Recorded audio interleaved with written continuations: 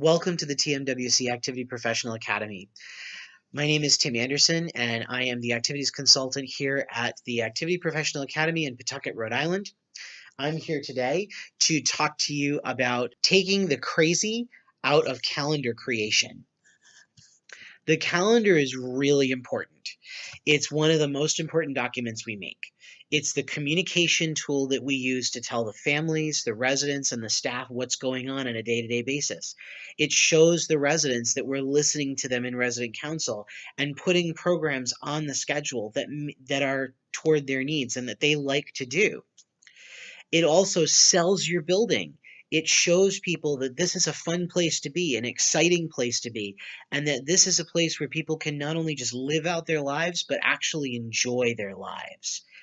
And it shows that you're offering a well-rounded program. So the calendar is so important to what we do, but it's the most stressful thing that we work on sometimes because I don't know if you've ever experienced this, but maybe like you get your calendar pretty much all together and then there's like a bunch of holes and you're going, okay, how do I fill these holes in?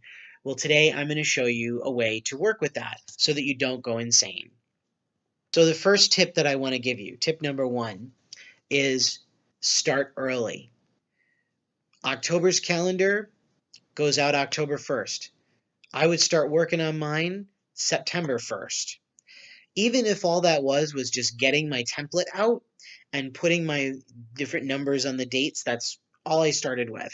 And then I would work on it each day. I would add a little bit more to it. And that's the way that I kind of worked on my calendar. Because when I did my calendar for assisted living and also for adult day, it was much easier for me to start as early as possible because I would put a lot of work and effort into that calendar. The next tip, tip number 2, is that there are lots of templates you can find online.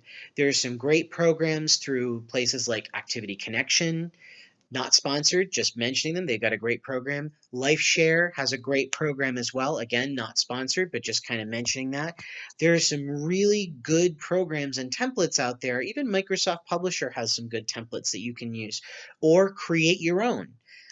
I liked to create my own template because it was just what worked for me. It gave me a lot of freedom, but everybody has their own options. So definitely take a look at what you can use and definitely look what's out there and decide what works for you. Even if you use a template, I recommend avoiding copy and pasting from last month. There are 3 things that this kind of does. When you copy and paste things from the last month, here are the dangers of that. Doesn't mean it's going to happen all the time, but these are the dangers of that. Number 1, it prevents your program from growing. It prevents you from seeing that your program has to be dynamic because you focus so intently on just making sure you're filling spaces up so that you don't have as much work to do. The other thing that it doesn't do, when you copy and paste your calendar, it doesn't consider that you have a changing resident population. So it might work for a couple of months, but then in month 3, if you have 10 people pass away, or if you have 10 people leave your building and you have 10 more people move in, that changes your entire population, which means it's probably going to change the programming that you do. It also starts to seem too cookie cutter. If you use the same basic format every single month, it doesn't look as dynamic and it doesn't look as interesting. Plus, people get so used to seeing the same thing all the time that they just basically tune out your calendar altogether, which is exactly what we don't want. My third tip is to, even though you might use a template, you might also use a checklist. Because think of this. You've filled in all your spots, you've gotten all the big stuff in there, and now you're sitting there going, okay, now I got to fill in all these little random spots across the calendar. That's probably the most frustrating part about doing the calendar, because you kind of go through and you're like, okay, I've got to fill in all these spots. Well, make it resident-centered. And I've actually created a checklist sheet or a form that you can even use, and I'm going to put this on my website. The link is below. You can download it and use it on your own. And this particular program, this particular sheet, I actually named it Calendar Without the Crazy Planning Sheet. And it's designed to give you, if you're first moving into a building and you want to know what kind of calendar to create, this is a great tool. So this is one thing you can use. Start off by thinking of your month-to-month things. So what are the things based on your resident assessments, based on what you see in your facility and the culture of your facility or the location that you're in?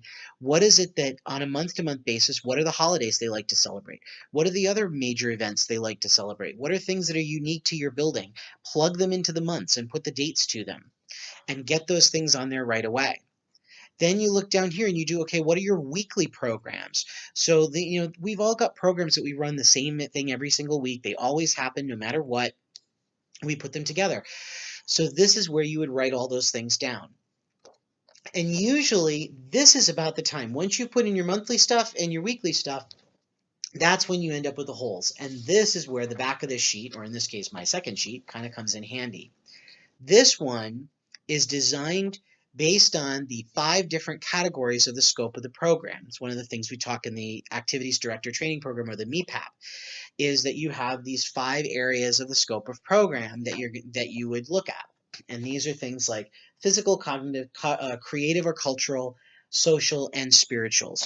So going through your resident assessments, going through your conversations with residents, and keep this handy in your desk so that way when you hear something that a resident says, hey, I'd like to do that, and you go, oh, you know what, I really like that idea and I think that would be a really cool thing to do. So you know what, it fits under cognitive, let's add that in here. So let's say a resident says, I would love to hear a lecture on diabetes. And I used to have residents in assisted living that would ask me things like that. So I would immediately go, okay, lectures are cognitive, I'm going to put it in this list. So then you fill this all out as you go, and then you look back at it later and you say, hey, I'm trying to fill in these holes. What out of these sections could I use? So I'm keeping it resident-centered, I'm keeping it person-centered and resident-directed, but I'm filling in these holes with those extra programs. Bottom section is to use in your resident council. So in your resident council, if there's anything that they come up with that you want to add to this section, or little things that you hear that don't necessarily fall specifically in these categories, but like maybe they're major events or something, and you want to put these extra major events in, plug them in down here. Maybe even add them into this section when you redo this form every 3 months, or every 6 months, or every year, whatever you choose. This is designed to help you create a good, solid program and a well-rounded program, but keeping it resident-centered so that it looks unique to your people. And that's the beauty of using a checklist like this. And it becomes your cheat sheet for success. So I hope those tips were helpful in kind of maybe taking the crazy out of calendar creation every month and kind of maybe relieve your stress, because now you have a little bit of a tool that you can use when you're putting your calendar together. If you liked this video, please feel free to thumbs up and subscribe down there in the little red button, up, down, left, right, wherever that happens to be.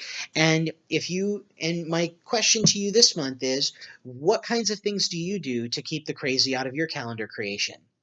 I'd love to hear your comments, or I'd love to read your comments.